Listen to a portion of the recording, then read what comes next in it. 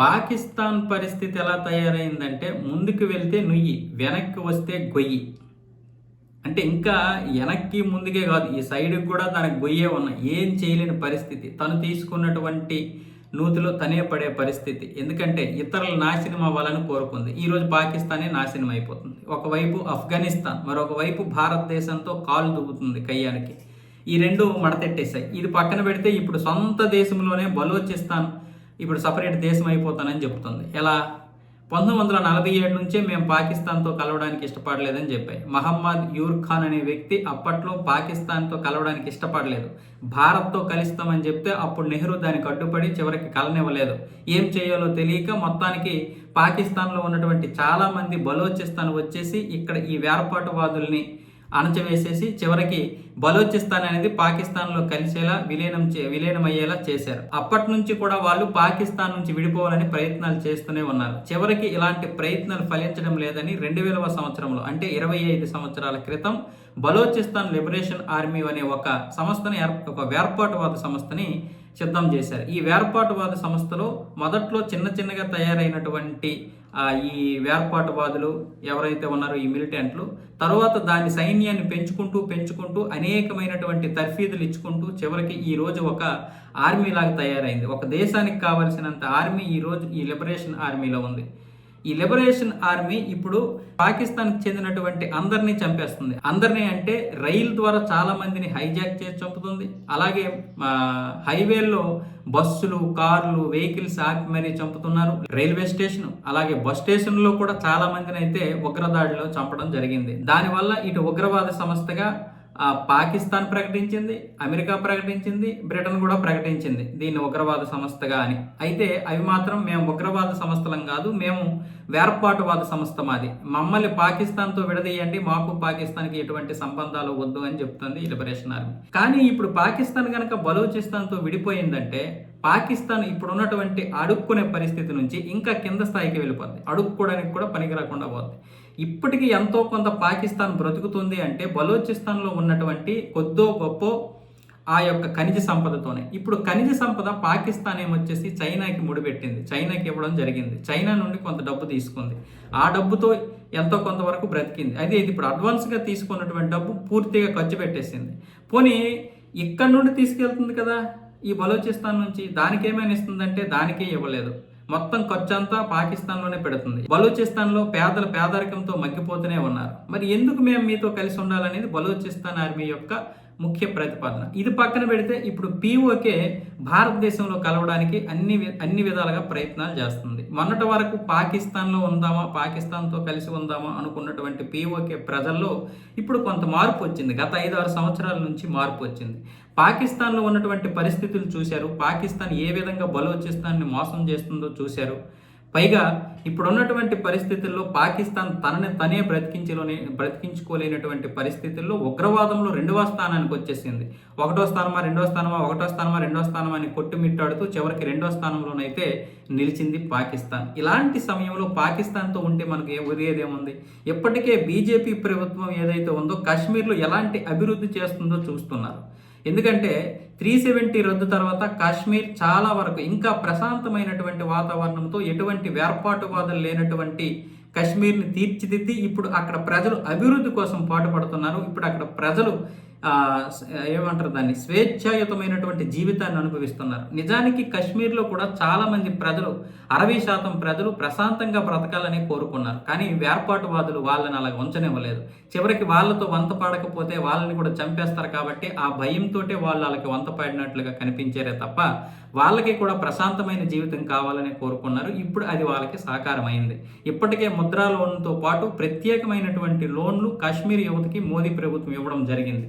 దాని ద్వారా ఎంతోమంది యువకులు సొంతంగా ఉపాధి అవకాశాలు సృష్టించుకున్నారు. కొంతమంది వ్యాపారాలు పెట్టుకున్నారు. చిన్నగా మొత్తానికైతే అభివృద్ధి వైపు అయితే పరుగులు తీస్తున్నారు. ఇప్పటికే అక్కడ టూరిజం పెరిగింది. ఆ టూరిజం వల్ల కూడా కాశ్మీర్ ప్రజలందరూ కూడా లాభం పొందుతున్నారు. ఆ విషయం అన్నీ కూడా అందరికీ తెలుసు. పక్కనే ఉన్నటువంటి పీఓకే చూస్తుంది, ఇటు పాకిస్తాన్ని చూస్తుంది, ఇటు మనల్ని కూడా చూస్తుంది.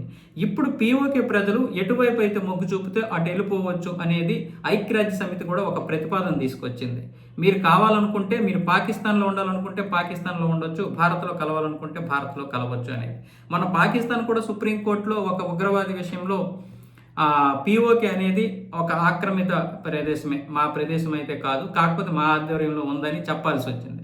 దానివల్ల ఇప్పుడు అది మన భూభాగం, మనలో కలిస్తే విలీనం, పాకిస్తాన్లో కలిస్తే ఆక్రమణే అవుతుంది. ఎందుకంటే అది మన భూభాగం కాబట్టి మనలో కలిస్తే విలీనం అవుతుంది, వాళ్ళలో కలిస్తే ఆక్రమితం అవుతుంది. కాబట్టి ఇప్పుడు పాకిస్తాన్ కూడా విషయం చెప్పేసింది. కాబట్టి ఇప్పుడు యుఎన్ ఐక్యరాజ్య సమితి కలుగు చేసుకొని ప్రజలు ఎక్కువగా ఎవరు ఎటువైపు ఉండాలనుకుంటే అటువైపు ఉండొచ్చు అనేది చెప్పేసింది. ఇప్పుడు పీఓకే ప్రజలు ఏం చేశారు? మమ్మల్ని పాకిస్తాన్ ఒక విదేశీయులుగానే చూస్తుంది, కానీ మా ఖనిజ సంపద మాత్రం తీసుకోవడానికి ప్రయత్నం చేస్తుంది. ఇప్పుడు పీఓకేలో కూడా విపరీతమైనటువంటి గుప్త నిధులు ఉన్నాయి. గుప్త నిధులు అంటే రాజుల కాలం నాటివేనే కాదు, ఖనిజ సంపద కూడా చాలా ఉంది. ఈ ఖనిజ సంపద మీద చైనా కన్నేసింది. దానివల్ల ఇప్పుడు పీఓకే ప్రజలకు అర్థమైంది, పాకిస్తాన్ మమ్మల్ని చైనాకి తాకట్టు పెట్టేసి ఆ డబ్బులు తినేసి మళ్ళీ సేమ్ బలోచిస్తాన్ ప్రజల్లాగే మమ్మల్ని కూడా చూస్తుంది. కాబట్టి మనం ఈ సమయంలో భారత్ వైపు ఉంటే మంచిదని అక్కడ 68% మంది ప్రజలు ఇటు భారత్ వైపు ఉండడానికి అయితే ప్రణాళికలు రచించుకుంటున్నారు. భారత్ కూడా పీఓకేని ఇంత తొందరగా ఎందుకు విలీనం చేసుకోవాలని చూస్తుంది అంటే, ఇక్కడ చైనా కన్ను ఏదైతే ఉందో బలోచిస్తాన్ మాదిరిగానే ఇక్కడ కూడా పడింది. ఇప్పుడు పాకిస్తాన్ని ఒప్పించి పీఓకేలో ఉన్నటువంటి సుప్రీంకోర్టు లేదా ఎవరైతే ఉన్నారో అధ్యక్షుడు వీళ్ళందరినీ ఒప్పించి వీళ్ళకి డబ్బు ఆశ చూపి పీఓకేని కనుక తీసుకుందంటే అది మనం పాకిస్తాన్కి ఇచ్చినటువంటి మరో అవకాశం అవుతుంది. ఆర్థికంగా ఎంతైనా ఎదగని చైనా, కానీ పక్కనే ఉన్నటువంటి దేశాల భూభాగాలను దోచుకుంటామంటే ఎలాగా? ఇప్పటికే చాలా భూభాగాలను అయితే దోచుకుంది, కానీ ఇక నుంచి అలాంటి ఆటలు అయితే సాగవు. ఇప్పటికే భారత్ గట్టి ప్రత్యామ్నాయంగా తయారైంది కాబట్టి ఇప్పటికే 1,00,000 చదరపు కిలోమీటర్లు దోచుకుంది చైనా గత 60 సంవత్సరాల కాలంలో. 1,00,000 చదరపు కిలోమీటర్లు. ఒక్క నెహ్రూ గారి హయాంలోనే 38,000 చదరపు కిలోమీటర్లు అయితే ఈయనే ఇచ్చేసాడు చైనాకి. ఏమనంటే అక్కడ పచ్చగడ్డి కూడా మొలదు కదా అని అంటాడు. ఇలాంటి పరిస్థితుల్లో చైనాని మనం కట్టడి చేయగలగాలి. ఇప్పుడు మిగతా దేశాలన్నింటినీ కూడా ఆక్రమించుకోవడానికి చూస్తుంది. అంటే పక్కనే ఉన్నటువంటి తైవాన్ అదే అంటది, పాకిస్తాన్తో చేతులు కలుపుతుంది, శ్రీలంకకి అప్పులు ఇచ్చేసి శ్రీలంకని మొత్తం లాక్కోవడానికి చూస్తుంది. మరొక వైపు భూటాన్ని తన చేతుల కింద పెట్టుకుంది. మరొక వైపు ఏమొచ్చేసి నేపాల్ భూభాగాన్ని కూడా కబ్జా చేయడానికి చూస్తుంది. ఇలా అన్ని రకాలుగా కూడా చైనా తన చుట్టుపక్కల ఉన్నటువంటి దేశాలన్నింటితో కయ్యానికి కాలుదూతూ దోపిడీతో దౌర్జన్యంతో మొత్తం లాక్కోవాలని ప్లాన్ చేస్తుంది. ఇలాంటి సమయంలో పీఓకే కనుక చైనా చేతికి వెళ్ళిందంటే మళ్ళీ మన జుట్టుని చైనాకి ఇచ్చినట్లే అవుతుంది. మళ్ళీ అక్కడ తన ఎవరైతే ఉన్నారో మిలిటరీని దించేసి మళ్ళీ మనకి కయ్యానికి కాలుదూతుంది. కాబట్టి ఖచ్చితంగా ఇప్పుడు పీఓకేని మనం విలీనం చేసుకోవాలి. అందుకే ఇప్పుడు రాజ్నాథ్ సింగ్ గారు కావచ్చు, లేకపోతే మన జైశంకర్ గారు ఇంటర్నేషనల్ వేదికల్లో అంటే లండన్లో మాట్లాడుతూ ఇంటర్నేషనల్ మీటింగ్లో ఇదే విషయాన్ని ప్రస్తావించారు. యుద్ధం లేకుండా పీఓకేని ఆక్రమించుకోవడం అనేది ఇంత ఆశామాశయం కాదు. గత 5-6 సంవత్సరాలుగా జరుగుతున్నటువంటి ప్రణాళికలు ఇప్పుడు బయటకు వస్తున్నాయి. యుద్ధం చేయకుండా పీఓకేని మనం విలీనం చేయించుకోవాలి. అదే ఈరోజు మన సక్సెస్. మోదీ గారు చేసినటువంటి ఈ మోదీ కావచ్చు, అమిత్ షా కావచ్చు, జైశంకర్ కావచ్చు, ఈ బీజేపీ ఈ త్రయంలో ఏం జరుగుతుంది అంటే యుద్ధం కాకుండానే మనం ఏదైనా సరే తీసుకోవాలి. అది ఆక్రమించుకోవడం కాదు. మనం ఇప్పుడు ఒక మతం మారారనుకోండి, ఎవరైనా హిందువుల్లో క్రిస్టియన్లోకో లేదా ముస్లింలోకి వెళ్ళారనుకోండి, వాళ్ళు మన దగ్గరికి మళ్ళీ వస్తే గరువాపిసి అంటారు, అంతేగాని మళ్ళీ వాళ్ళు మతం మారారంటారు. అదేవిధంగా వాళ్ళని తిట్టకుండా కొట్టకుండా మనం మతం గురించి మన ధర్మం గురించి గొప్పతనం తెలుసుకొని వస్తే వాళ్ళు గర్వాపిసి అవుతారు. అదేవిధంగా మన భూభాగమైనటువంటి పీఓకేని మనం విలీనం చేసుకోవాలి. తద్వారా చైనాకి అడ్డుకట్ట వేసిన వాళ్ళం అవుతాం, మరొక వైపు పాకిస్తాన్కి అడ్డుకట్ట వేసిన వాళ్ళం అవుతాం. ఇప్పుడు ప్రపంచంలో మన దగ్గర కూడా అన్ని విధాలుగా ఇప్పుడు ప్రపంచంలో మనము జీడిపిలో 4వ స్థానంలో ఉన్నాం. ఇది మరో 10 సంవత్సరాల్లో మనం సెకండ్ ప్లేస్కి వెళ్ళే అవకాశాలు కూడా ఉంటాయి. చైనా మనకి పోటీ ఉంటుంది. అమెరికా, చైనా, భారతదేశం జీడిపిలో ఈ 3 దేశాలే కొట్టుకునే పరిస్థితి రేపు వస్తుంది. ఈ మూడిట్లోనే ఎవరు నెంబర్ 1, ఎవరు నెంబర్ 2, ఎవరు నెంబర్ 3 ఇదే ఉంటుంది. ఒక్కొక్కసారి భారత్ నెంబర్ 1కి వెళ్ళే పరిస్థితి ఉంటుంది, ఒక్కొక్కసారి చైనా కూడా నెంబర్ 1, నెంబర్ 2కి వచ్చే పరిస్థితి కూడా ఉంటుంది. ఇప్పుడు చైనా ఏంటి, ప్రపంచంలోనే జీడిపిలో నెంబర్ 1 స్థానంకి వెళ్ళడానికి ప్రయత్నాలు చేస్తుంది. భారత్ ఏంటి, ఆ విధానాన్ని మనం ఎందుకు అందుకోలేము? మనం కూడా మన యొక్క జీడిపిని ఎందుకు పెంచుకోలేకపోతున్నాం? దానికోసం అయితే మోదీ ప్రభుత్వం అన్ని ప్రయత్నాలు చేస్తుంది ఇప్పటి నుండి చేస్తే మరో 10 సంవత్సరాల తర్వాత ఆ ఫలితాలు కనిపిస్తాయి. కాకపోతే ఏంటంటే ప్రతి రాష్ట్రం కూడా బీజేపీ చేతికి రావాలి. ఇప్పుడు తమిళనాడు ఉందనుకోండి, తమిళనాడు తను చెప్పినట్లుగా విందు, పేరుకి భారతదేశంలో భాగమే కానీ పార్టీ వేరే. పశ్చిమ బెంగాల్ ఉంది, అవ్వదు.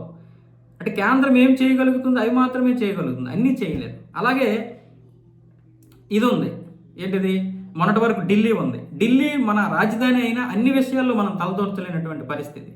అలా కొన్ని రాష్ట్రాలు అయితే ఉన్నాయి, తమిళనాడు కావచ్చు, లేకపోతే కేరళ కావచ్చు, పశ్చిమ బెంగాల్ కావచ్చు. ఇలా కొన్ని రాష్ట్రాలు ఏవైతే ఉన్నాయో ఆ రాష్ట్రాలన్నింటినీ మళ్ళీ మన ఆధీనంలోకి తెచ్చుకుంటే కానీ అభివృద్ధి అవ్వదు. ఈరోజు బీజేపీ డబుల్ ఇంజిన్ సర్కిల్లో ఉన్నటువంటి ఏదైనా చూసుకోండి, ఒక అస్సాం చూసుకోండి, ఉత్తరప్రదేశ్ చూసుకోండి, మహారాష్ట్ర చూసుకోండి, మిగతా రాష్ట్రాలన్నీ చూసుకోండి, తెలంగాణ కర్ణాటకలో కూడా అభివృద్ధి జరగాలి. కానీ ఇప్పుడు అవి ఆ రాష్ట్రంలో ఇప్పుడు బీజేపీ చేతిలో లేవు. కాబట్టి మనం అభివృద్ధి చెందాలి అనుకున్నప్పుడు డబుల్ ఇంజిన్ సర్కారే ఉండాలి. అలాగైతేనే అభివృద్ధి చేయగలం. చైనా తొందరగా అభివృద్ధి చెందిపోయిందంటే అది ఒకటే నియంత పరిపాలన. ఏం చెప్తే అదే, ఈ దేశం ఈ చివరి నుండి ఆ చివరి వరకు ఒకటే పరిపాలన ఉంటుంది చైనాలో. కాబట్టి చైనా ఏం చెప్పినా చెల్లుతుంది. కానీ ఇప్పుడు మనం పీఓకే ఆక్రమించుకోవడానికి సమయం ఆసన్నమైంది. మరో కొన్ని రోజుల్లో లేదా కొన్ని నెలల్లో పీఓకేని విలీనం చేసుకునే రోజైతే వస్తుంది. ఖచ్చితంగా అది ఏదో ఒక రోజు మనం ఈ సంవత్సరంలో వినే అవకాశాలు కూడా ఉంటాయి.